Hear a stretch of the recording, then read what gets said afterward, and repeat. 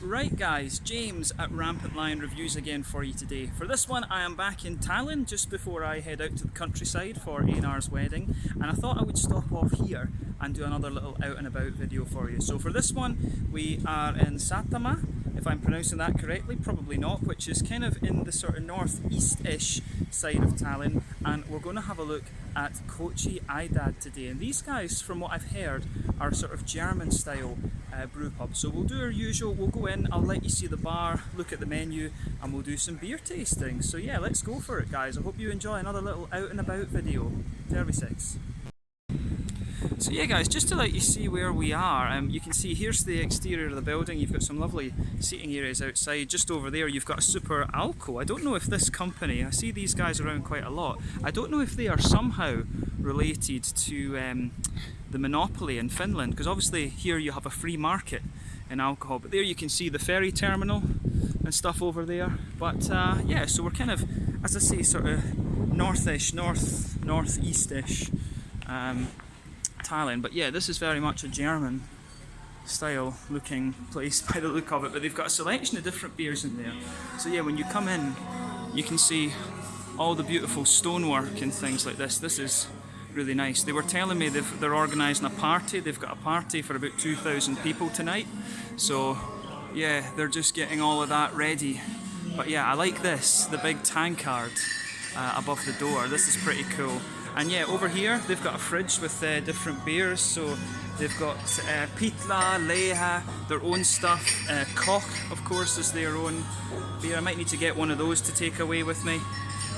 They've got Kepliku from down south, Sori, Puasta, you know, and Putsa as well. But yeah, lovely looking bar. You can see behind here they've got all the different spirits and things, and if we go around to this side you can see the brewing takes place over here. So yeah, this is really cool. You can see all of the fermentation tanks and you can see their little brewing vessel and stuff in here. This is really cool. But yeah, lovely little restaurant this. So yeah, let's take a look at the menu and stuff and we'll get some beers and go for it. Cheers! So guys, yeah, just to let you see the upstairs of this, you've got a lovely view out here over the barrels and the big tankard and stuff. But yeah, this is the upstairs bar here. You can see there's a little kind of private smoky room over there. Then they've got another one kind of over here. So yeah, the second bar looks pretty damn cool as well. So this place is pretty damn big, I have to say. But as I say, let's go and sit down and have some beers and stuff. Right guys, so here are the 6 beers that we are going to taste, and of course we might end up with a few more just after this, but in total this costs like €13.50, and for what it is I think that's pretty decent when you consider it's craft beer. So yeah, the first one we have is this guy, their Vunk. That looks the name is the Vunk Light Lager, 5% ABV. Then we have the Dark Lager, the Dunkel or Tume as they call it here. This one is called Joachim. We also have the wheat beer. This one is called Nebula. There is the Vanatom that they also do. This is a single hop Citra beer. They're not having that one today. They've got the Baltic Porter, which they don't have today. That one, she said, comes in different seasons. So they have the Clipper, which is their IPA. We're going to have a look at this one. And then they also do an American brown ale, as you can see, and an Oktoberfest Märzen. This one here is apparently a traditional Estonian ale, so I'll need to go and ask her again exactly about this beer. And this is another special one that they have, and I actually can't remember what she said this one was either, so I'll need to go and ask her about that. But yeah, this one, these other two here, the Belgian Ale, they do have Untappd, so maybe we'll have a look at that later, because I do enjoy a good Belgian blonde. And they've also got a Vienna lager too, so I'll ask them about that, because a nice malty Vienna lager, nice amber lager is always good as well. But yeah, for all of these I think are 200 or 250 millilitres, something like that. For $13.50, I think that's a very, very fair price. So yeah, let's do this. Right guys, our first beer tasting then. So we'll start off with the obvious choice, the Vunk Light Lager coming in at 5% ABV. So a lightly spicy, pleasantly hoppy lager type beer, on the drier side with a recognisable hop cone aroma and a malty aftertaste. So in Estonia, of course, they call this a hele, and as you can see, as you would expect, this one comes in with a lovely kind of bright golden colour. It does look a little bit. Some of these hele beers, they can be quite clear like this one, or they can be a little bit hazy. When this beer came, it had a nice cream head on it, but yeah, in terms of appearance, nothing overly surprising about this one. So let's have a look at the aroma. Again, it's quite bready smelling, this one. White bread, nice little bit of bread crusty quality in there, some sweet biscuity notes. A little bit of a kind of Werther's Original type vibe about this. I have noticed this with the Estonian beers, that they like their beers to be a little touch more bready and things. Yeah, I do like that about this one, I have to say. The breadiness, I like the breadiness of these beers. It really does remind me a bit of a kind of Munich Helles or a kind of Czech Svetli actually. Czech beers are always a little bit more bready than the German ones. The German ones are a bit crisper, I think. But yeah, this one's definitely got a bit of that kind of Munich Helles Czech kind of Svetli vibe about it. So yeah, nice aroma there. On the hoppy side of things, I find this one quite grassy. There's a little bit of floral character in there, a very, very light earthiness, fruity notes. You know, it's got a little bit of an almost... it does actually have almost a little bit of a very slightly bubblegummy note to it, but peary ester, maybe a tiny bit of apricot or something like that. But yeah, pears, maybe a little bit of apple, apricot, and a little bit of a kind of candied bubblegummy sort of thing. So yeah, interesting aroma. Let's have a taste of this one then. The Vunk Light Lager from Koch Brewery here at Kochi Aidad in northern Tallinn. Let's get stuck in. Slange, skål, terviseks.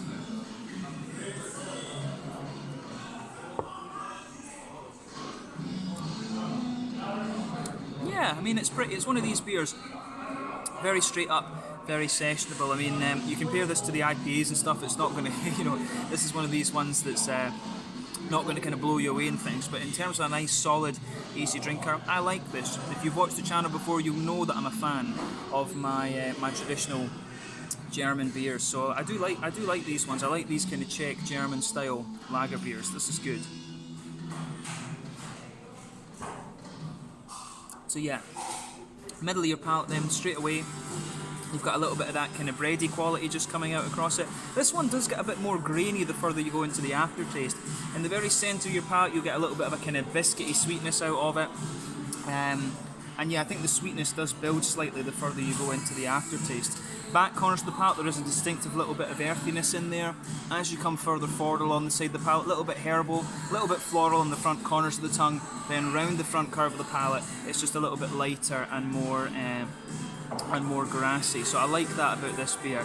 Fruity side of things, it's quite similar to what you would expect from the aroma. A little bit peary, a little bit sort of maybe very slightly apricot-y, wee bit of an appley ester in there as well. Maybe even a teeny hint of gooseberry, something like that. These very, very light, kind of airy fruits. The bubblegummy thing I was picking up, you do get a tiny little bit of an almost kind of candied taste out of this one, actually. But yeah, you can feel the graininess building in the middle of your palate here as well with this beer. Mouthfeel wise,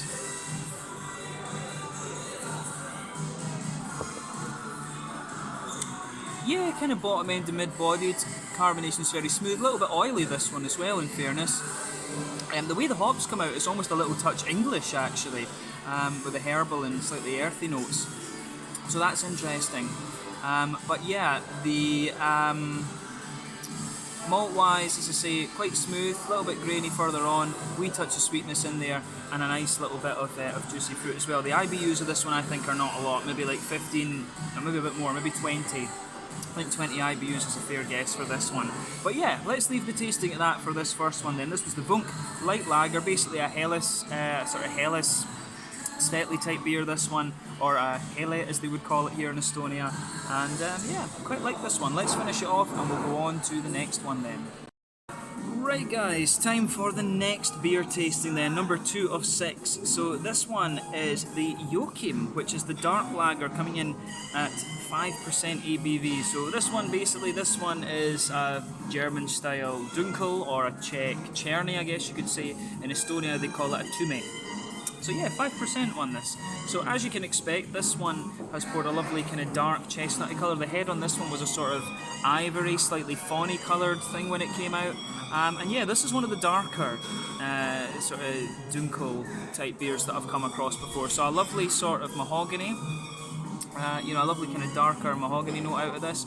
Kind of what you'd expect again for this style. Let's look at the aroma.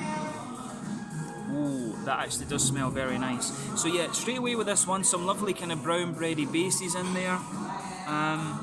Yeah, lovely brown bread base. It does have a little bit of that graininess there. It's almost got a little touch of that kind of English character to it. Again, I can see my mosquito bite I got on my forehead here is looking particularly impressive.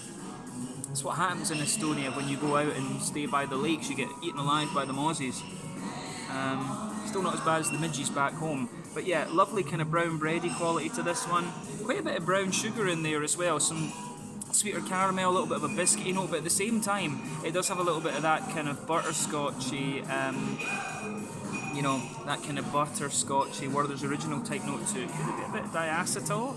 Not sure, but yeah, I do like the aroma out of this one. I've got a feeling this one smells a little bit more like the Czech chernies that I've had rather than the German things. And again, it's the, you know, for me, the Estonian beer does seem to be very, very smooth. I think that seems to be a bit of a trait of the Estonian beers. But yeah, I like that. Hoppy-wise, a little bit earthy, a little bit grassy, not too much to report there. You know, typical German noble hop notes. On the fruity side of things, little touch of fig, little touch of a sort of kind of soft plummy note to it. But yeah, otherwise, it's kind of what you would expect. Quite bready leaning this one, and kind of butterscotchy sort of leaning. I like how this goes together actually. Nice aroma to this one. So yeah, this is the Joachim dark lager beer, Tume, as the Estonians would call it. Slange, Skål, Tervisex.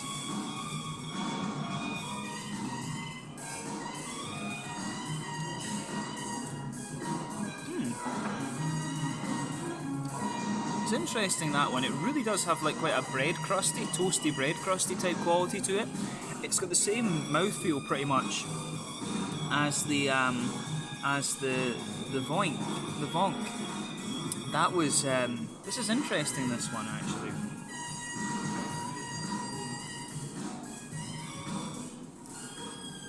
So yeah, first impression to this is that you get quite a bit of dryness out of it on the back end. It's like, yeah, it's really like a kind of toasty, dark bread crusty note. You really get that across the middle of your palate there. That's interesting, and so that toasty bread crusty quality, that blankets the middle of your palate actually. And I like how that goes together. I do like how that goes together in this one.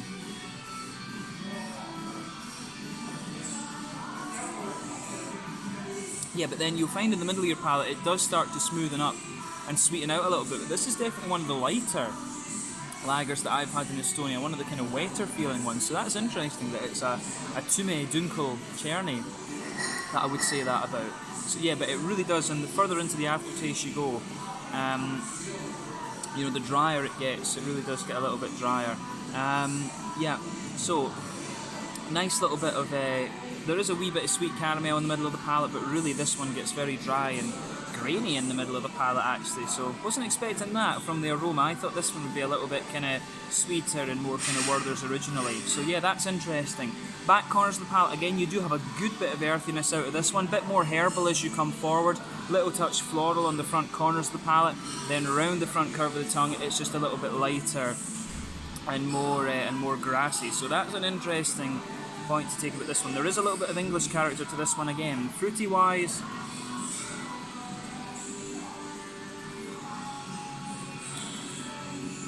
yeah, fruity wise, it's kind of what you'd expect. Maybe there is a little bit of Northern Brewer or something in this. Maybe a wee touch of Bramling's Cross as well could be the other one, because there is something just a bit English about these hops. It could well be the malts or just the yeast strain right enough. But yeah, there is something just a little bit English about this beer. It's almost got a little bit of an English brown ale quality to it in some ways. But yeah, fruity wise, it's got, yeah, it's a little bit of a kind of soft figgy note, little touch of a kind of juicy plum, something like that. But yeah, mouthfeel, like I said, again, this is bottom end to mid body. The carbonation is very smooth, slightly oily, and the beer does dry out later on. In terms of IBUs, again, I think this one sits around the kind of 20 mark. Malt base, like I said, there's about There's a little touch of sweetness to it in the middle of the palate, but mainly kind of grainy. It does give you a bit of smoothness in fairness, but like I say, dries out later on, and the fruits are kind of fairly oily. So yeah, the Joachim, a dark lager, but as I say, it's got a little bit of an English brown ale character to it, this one, in my mind. So yeah, let's leave it at that for this, and we'll go on to the Hefeweizen after this. Right guys, let's go on to beer tasting number 3. So for this one, we are going to have a little look at the Nebula, which is their Hefeweizen wheat beer. 5.2% ABV, this one. So yeah, curious to see how this turns out, because the other two were really quite bready and very kind of smooth and things. So yeah, we'll see how we get on with this one. So as you can see, and as you would expect from a Hefeweizen, this one is a nice kind of pale golden strawy colour. The head on this is retaining, you know, wheat actually really does help the head of your beer retain. And it's got a nice kind of almost pure white, slightly creamy kind of vibe to it, this one. But yeah, fair little bit of carbonation visible in this beer too, I have to say, which is interesting. But yeah, definitely not the haziest of wheat beers that you're going to come across, but you can see there is a fair degree of there's a fair degree of haze to this one. So of course you've got many different types of Weizens. You have the Weizenbock, the Kristallweizen, which is the filtered one, the Naturtrüb, the unfiltered, and then you also have the Dunkelweizen as well. So yeah, lots of different types of Weizen. Yeah, you know something that I've noticed people never tried is a Schwarzweizen. That could be an interesting thing. Something I just thought of there. But yeah, nice looking beer, this one. Let's have a look at the aroma and see how we get on. Oh yeah, this actually smells really nice. Now, I think I've told you on the channel before I went to live in Germany, in Heidelberg, I used to love Hefeweizens, and I could drink quite a few of them. When I went over there and started drinking the Helles, I really started to find these beers very heavy. So the Hefeweizen really became more of a kind of tasting, sort of tasting, indulgent sort of beer for me compared to the Helles. But I do like having these every so often. I do need to try and review more of these on the channel actually. But yeah, this one smells quite nice actually. So straight away you've got that lovely kind of big white bready doughy kind of base to the beer. The banana comes out of it, the nice kind of clovey spices there, but there's a good bit of that kind of bubblegummy kind of candy note to this one, and I would say that this one leans more towards that bubblegummy kind of candied note in there. This one really does have that. It's definitely not the most spicy. It says on here that this one is kind of spicy sweet, and I would say that this one really is. It's more sweet, I think. But yeah, it's got a bit of graininess underneath it as well, which is interesting. So yeah, lovely big white bready base, doughy kind of notes coming out of it. Bananas, candied bananas, you know, a little bit of that bubblegummy thing as well. Yeah, just a little touch of the clove spice. I'd say this is more a kind of sweet and smooth smelling Hefeweizen. Of course, as is typical with the sort of German style beers, you're getting those kind of typical Hallertau Tittnanger notes out of this. I noticed with this one, this doesn't have the earthiness that the other two had and the herbal qualities. This seems to be like it's straight up more noble hops. So you know, like the Hallertaus, the Tittnangers, the Sats, of course, from the Czech Republic, or Žatec as they call it. And you've also, you know, the other option would be like, you know, Dana or Styrian Goldings or something from Slovenia. You've got various hops in Poland as well, the Lubelskis and things like this. And it could be. But yeah, it's very, very smooth smelling this one. I would want to say it's Hallertau Tittnanger or Sats that's in this one. I want to say Tittnanger actually, just because of how smooth it comes across. The hops are very smooth in this. So yeah, tiny little bit of earthiness. Nice little bit of floral character, but I'd say the hops are mainly grassy. Fruit notes, you've got a little bit of that grassy, zesty thing. You've got the banana notes from the yeast, of course. A few kind of appley, peary esters, maybe a little bit of gooseberry again. You know, there could be a little bit of an apricot-y kind of note to this beer as well. But yeah, very banana, very kind of peary. I'd say those two are probably the most prominent out of the fruity notes. But yeah, very kind of clear-looking Hefeweizen this. So let's have a look at this one. This is the Nebula, 5.2% ABV, a Hefeweizen wheat beer from Kochi Aidad, Koch Brewery. So yeah, let's get stuck in. Slanja, skål, Terviseks.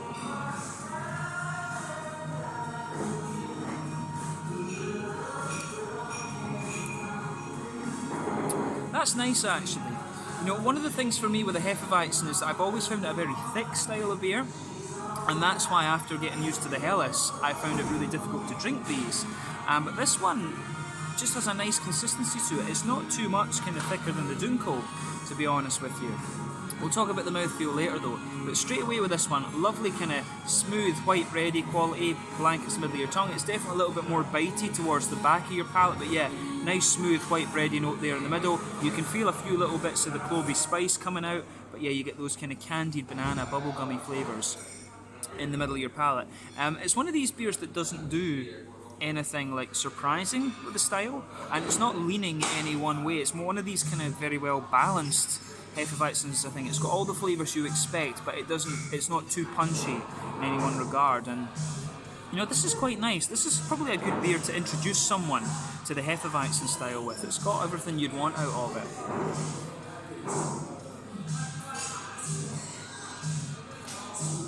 Yeah, I think that's fair to say. Definitely one of the lighter drinking Hefeweizens, if you like. So yeah, I'd recommend that. And when you go further into the aftertaste, it does get a little bit more grainy again, but you do get a little bit more kind of sweetness out of it, which is interesting. Hoppy side of things, a little bit earthy in the back corners of the palate. As you move further forward, a little bit sort of earthy, a little bit herbal actually, but not herbal in the same way that the other two were. Very smooth, a little bit floral on the front corners of the palate. Round the very front curve of the tongue, you do get the grassiness out of it. It's got a little bit of zest to it, in fairness. Behind the front curve of the palate, you've got a wee bit of those kind of, you do have a little bit of those kind of pale, you do have a little bit of those kind of paler fruits, the pears, the apples, maybe even a little bit of gooseberry out of this one, like I said. But yeah, you can feel the banana notes kind of creeping forward into that. But yeah, in terms of flavour and mouthfeel, I think this one's quite a nice sessionable wheat beer. Like I said, this is a style I don't drink too much of anymore, but I do need to fix that. But yeah, nice kind of solid example. I'd probably compare this. This is more like a Cristal Weizen, to be honest with you. It doesn't feel quite as thick as some of the other ones. So yeah, more like a Cristal Weizen this. Yeah, mouthfeel then. Yep, mid-bodied, carbonation's very smooth again. A little bit oily actually, which is unusual for the style. IBUs, I think, 10, 15, which is typical of the style. Nothing surprising about that. A little bit of fruitiness in there, like I said, but mainly quite smooth, and that kind of white bready thing out of this, which is what you expect of the Hefeweizen. So yeah, this one was the Nebula, 5.2%, quite a nice introduction beer for the Hefeweizen style, I'd say. Let's leave it at that and go on to the next one. Cheers.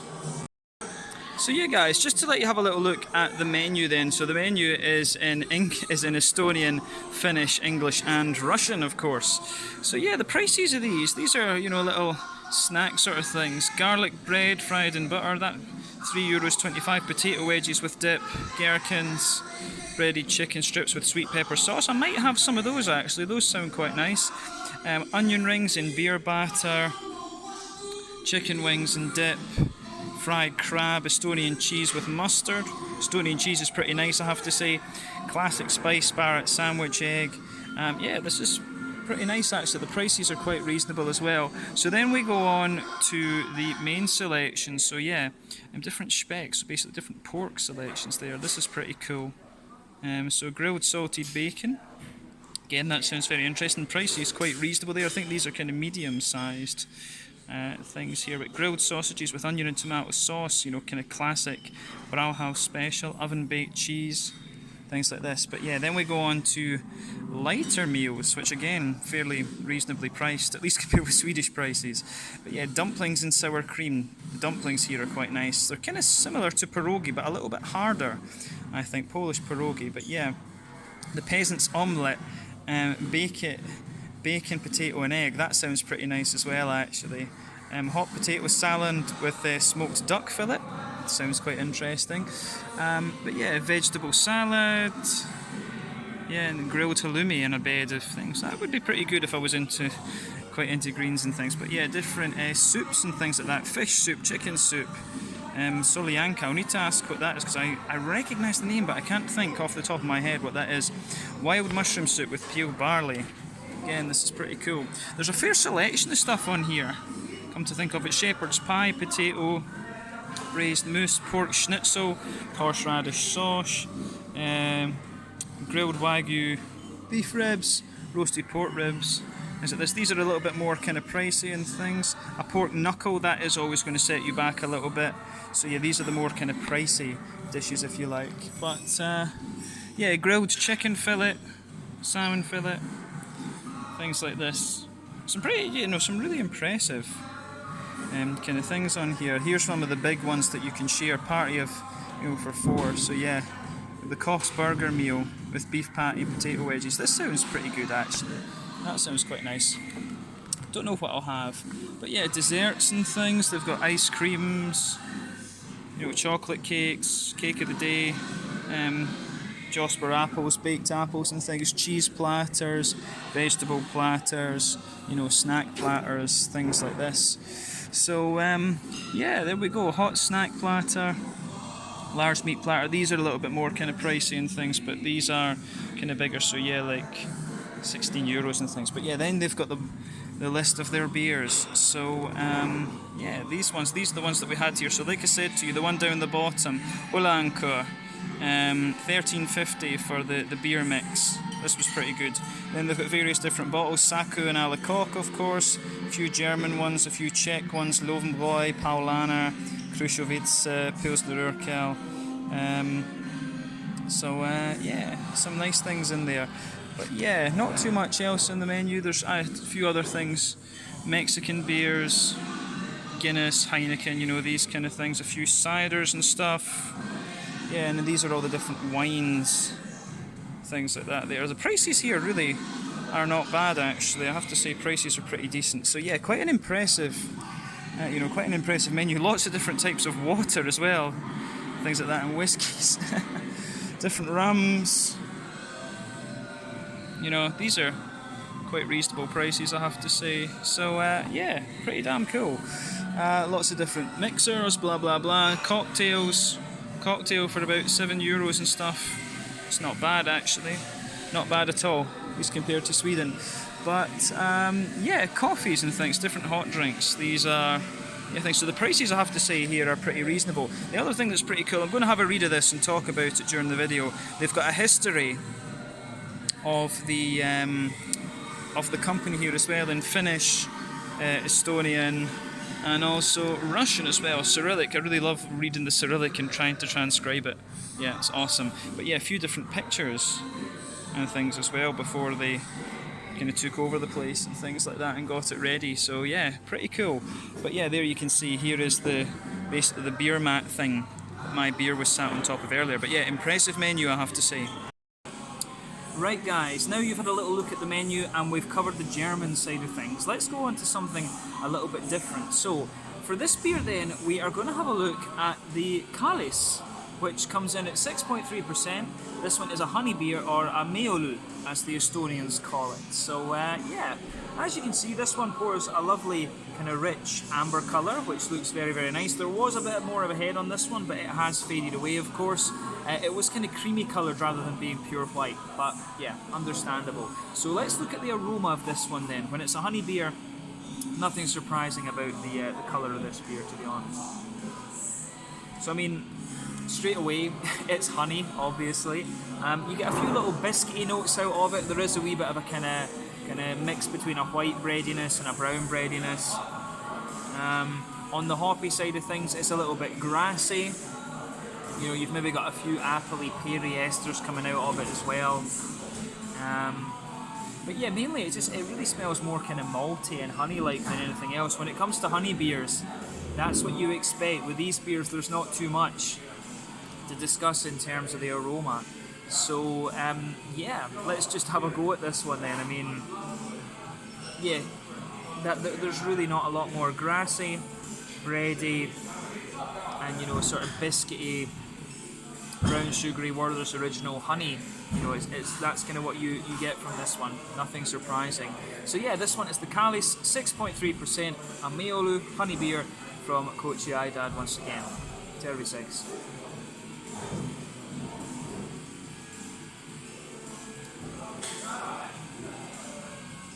Yeah, that's nice.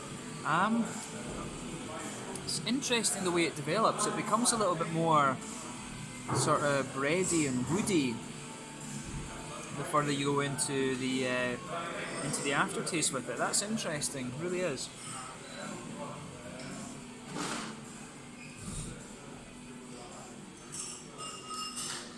yeah, I like how this one goes together, to be honest with you. This one, it's one of these ones that kind of grows on you a little bit. It's definitely more of a kind of malty beer. This, like, yeah, like a honey Vienna lager or something like that. I do wish they had the Junga on tap. I love a Vienna lager, but they don't have that, I don't think, today. I think they've got the blonde, so maybe I'll get another one and try the blonde as well. We'll need to see. But yeah, this one I think is quite interesting. I like how this goes together, I have to say. But yeah, straight away with this one, you get a nice kind of bready base to the beer that blankets the middle of your tongue. The further you go into the aftertaste, it does develop to be a little bit more kind of woody or something like that. There's definitely a bit of a woody element to this one. But yeah, a little bit of breadiness on top of that. In the middle of your palate, it's got a little bit of a biscuity quality. I think a bit of graininess builds on this one the further you go into it as well. But the honey, you've got that nice light honey type brown sugar coming out of this one, which I think is very nice. The sweetness builds a little bit again in the aftertaste, but then lingers there too. Hoppy side of things, very light earthiness, little.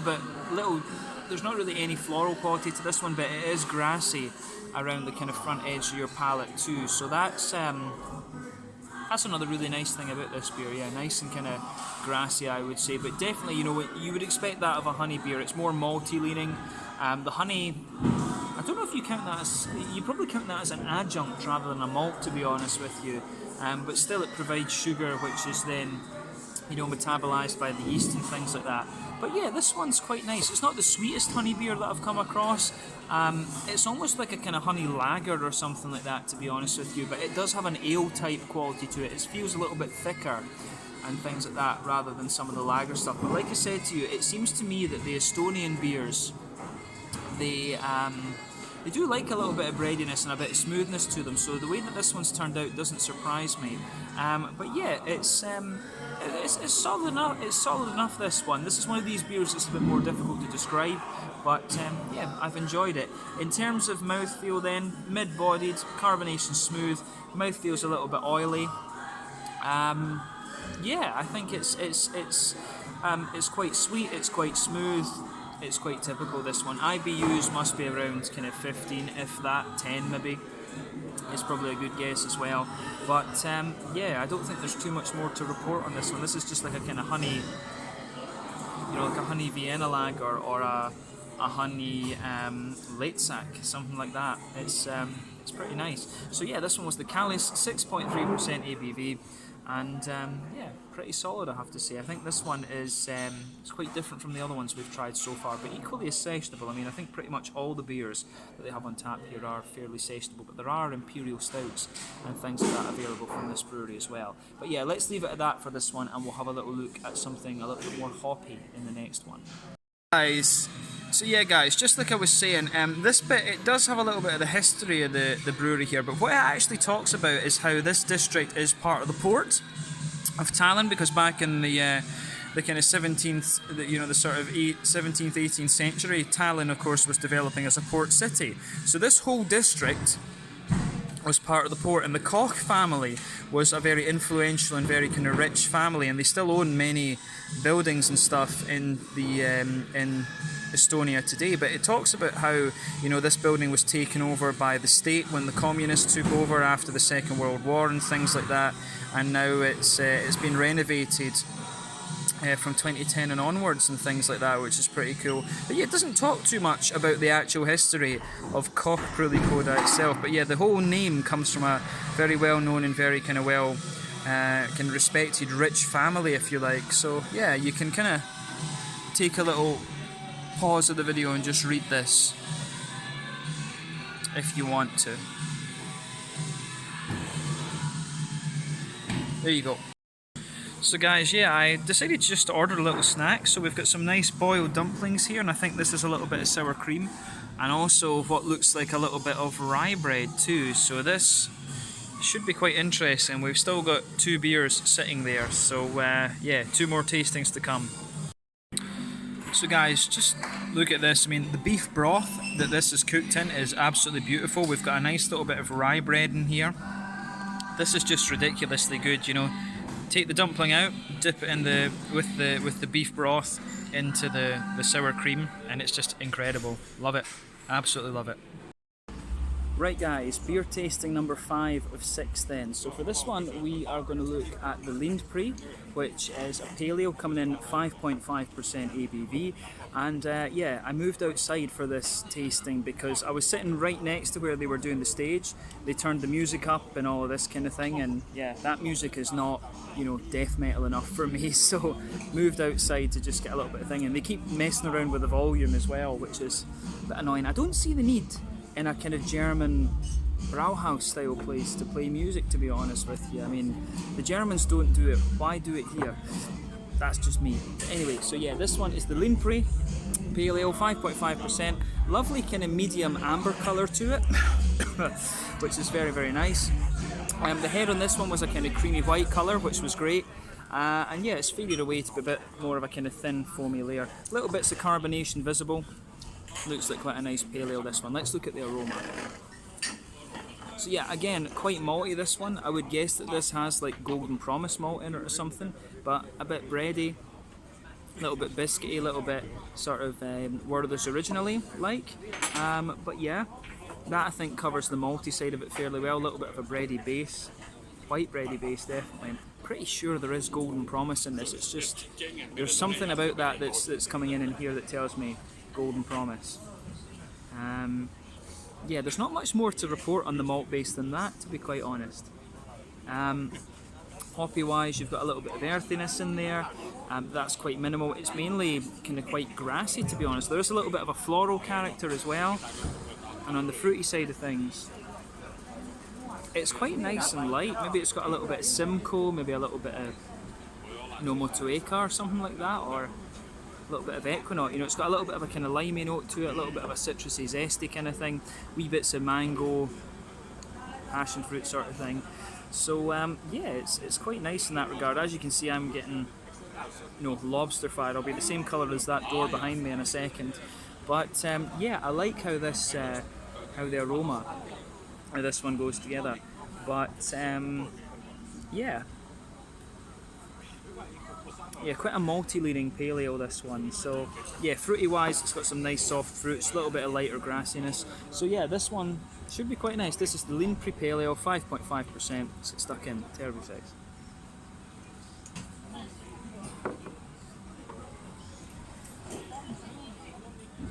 Yeah, that's a fairly solid pale ale. I mean, straight away, middle of the tongue, you've got a nice little bit of pale malty quality. You can feel in the centre of your palate it builds a little bit of biscuitiness and things.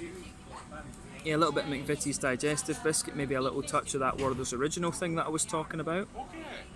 So yeah, it's quite nice. I mean, it's very straight up what you would expect from a pale ale. There's no doubt about that.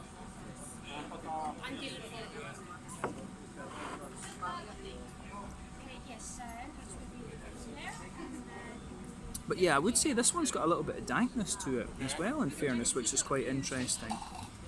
I do like that about this beer, that it has a wee bit of kind of stronger hoppy quality to it. That's nice.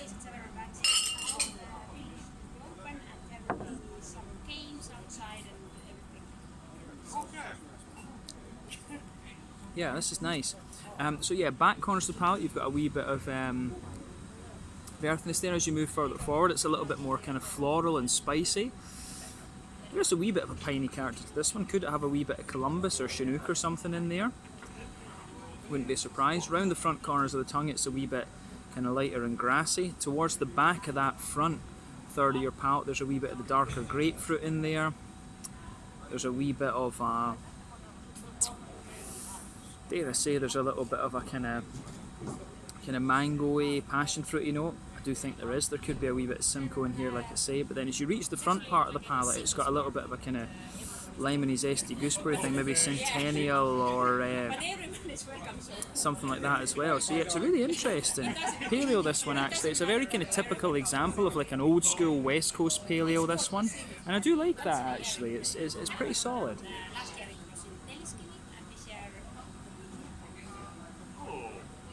So yeah.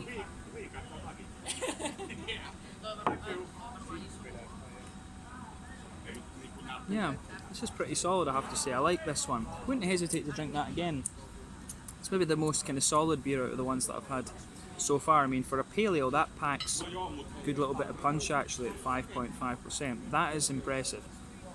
So yeah, maybe it's a more kind of, maybe they have an American trained brewer here. I'm not sure actually. But yeah, this one, yeah, the Lean Pre 5.5% pale ale, pretty solid. In terms of the body, mid-bodied, carbonation is quite smooth, a little bit wet, a little bit oily, which is what you expect. IBUs, I think maybe about 50-ish out of this one. This does have a good little bit of bitterness.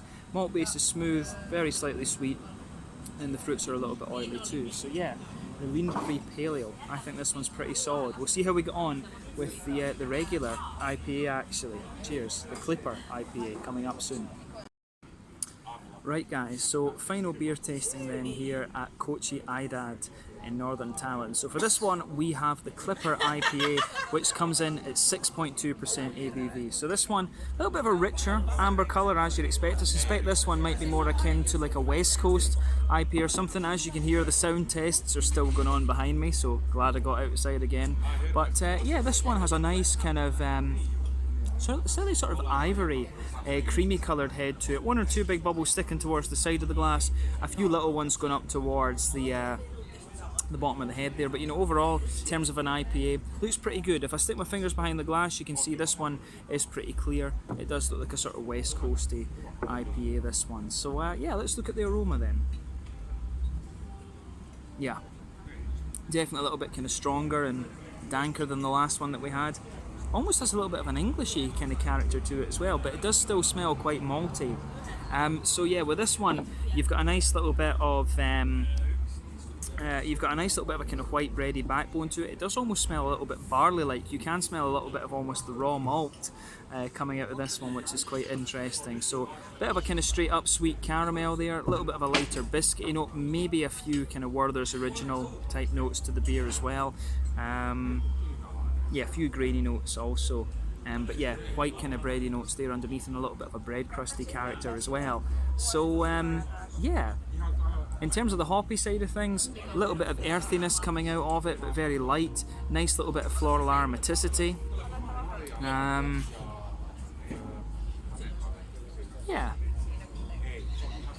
definitely a nice little bit of floral aromaticity in there. Bit of a lighter lemony kind of grassy quality. Kind of lemony note to it, a little bit of limey quality as well. Yeah, this one smells quite interesting actually. It's quite, it's almost got a little bit of an English kind of IPA quality to it in fairness. And I do like that about it. So yeah, take a little bit of time and enjoy the aroma of this one. All of the beers have had very interesting aromas actually, but this one definitely has a good little bit more kind of pungency to it and things. So yeah, let's just have a taste of this one then. So this one is the Clipper IPA, 6.2% ABV from Kochi Aidad, or I guess you could say Koch. You could say, yeah, Koch Brewery in Tallinn, Tervisex.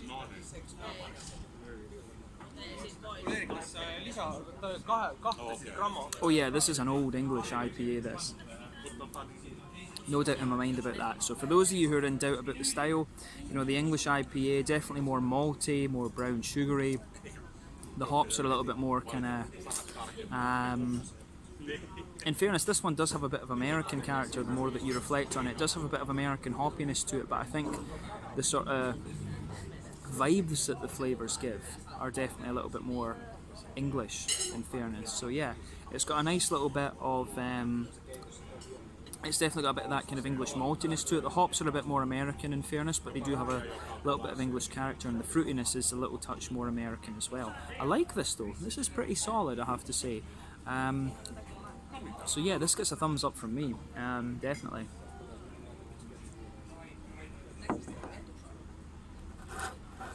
Oh, losing the camera there. There we go. Let's set it back up.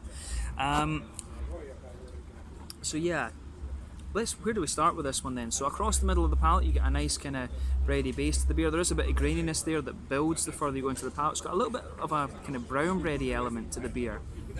But yeah, in the centre of your palate you've got a nice kind of sweet caramel. You've got a bit of biscuity quality, McVitie's Digestive as you move out from that. Wee bit of a kind of Werther's Original in there.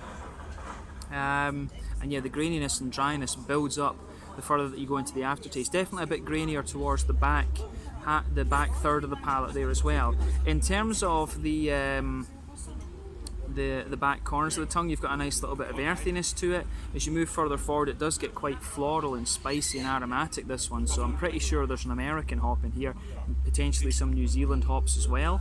As you go round the front curve of the palate, it's lighter and grassy, but yeah, some nice floral qualities lingering on the front corners of the tongue there too. Quite a bit of citrusy zestiness to this beer as well. So let's look at the kind of fruity side of it too.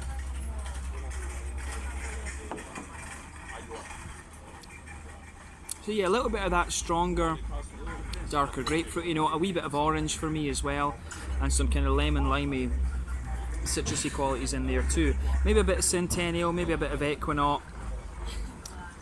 Could be a little bit of Citra or something like that. Maybe a bit of Chinook as well, in fairness. It strikes me as quite an old school beer, this one, but I think there could be an English hop in here as the bittering hop, you know, maybe Kent Goldings or something, because there are a few distinctive Englishy notes about the earthiness and things that this beer has, as well as the malts. It could be a little bit of like Maris Otter or something that's in here. I think maybe Maris Otter, Golden Promise, and then a base pale malt, something like that. But yeah, this is quite an interesting beer, but I have to say I do like it. I do appreciate this one. It's got a little bit of a kind of Englishy quality to it. I'm still getting sunburnt here by the thing. I'll be absolutely red tomorrow, like I said. But yeah, this is a nice IPA. I have to say that about it for sure. So yeah, in terms of mouthfeel, mid-bodied, carbonation's very smooth, nice oily mouthfeel, I think. IBUs, I think maybe about 60 or possibly even 70 with this. I think 60 IBUs is a good estimate. The malt base quite smooth, a little touch sweet as well. Like I said, a little bit of booziness in the malt base to the sweetness there, which is nice. Kind of juicy, oily fruits, and I do like how that goes together. But this gets a thumbs up from me, and I certainly wouldn't hesitate to drink this again. So yeah, this was the Clipper IPA, I think 6.2% if I remember correctly, from Kochi Aidad here in Northern Tallinn. This is the last beer tasting for the video, so I will go in, square up, and I will give you my final thoughts on my time here at Kochi Aidad. But yeah, definitely been a nice experience. Alright guys, well, time to finish up here at Kochi Aidad. Well, I think I paid, for all the stuff you saw, I paid like 18 euros, so I got like 6 different quarter-litre beers, so I think it was about 1.5 litres of beer, 6 different kinds. I thought that was pretty good. That in total cost 13.50 or 14, and then I had my dumplings that you saw for like 4.50 or so. So the prices here obviously very reasonable, particularly for a Western European. The beers, they were all really nice and quite sessionable, and my one criticism would be that there wasn't something dark on tap like a Schwarzbier or a stout or something like this. They did have beers listed there that were, you know, barley wines, imperial stouts and things like this. They didn't have those in bottle, unfortunately. And you know, the other thing I would say is that I don't feel the need for music in these places, to be fair. I quite like the old kind of German vibe of, yeah, no music, it's just kind of crowd noise. So that would be my other thing about this. But in fairness, it was a really nice visit. It's reasonably priced. The beer is pretty solid. The German ones, I think, were a little bit kind of like Estonian takes on German beers. The American beers were kind of like old school sort of craft takes, if you like. So it's an interesting place to come. So yeah, if you get a few hours or whatever in Tallinn, if you're coming on the ferry, it's pretty much right across the road, so come and check it out. I don't know if that was the reason for the placement of this place, but yeah, it's definitely worth checking out if you do find yourself over here. So let's leave it at that for this one. We visited Kochi Aidad in the northern part of Tallinn here in Estonia. Come and check it out, and I hope you enjoyed another little out and about video from Rampant Lion Reviews. Until the next time, Slanja, Skål, Terbi 6, cheers.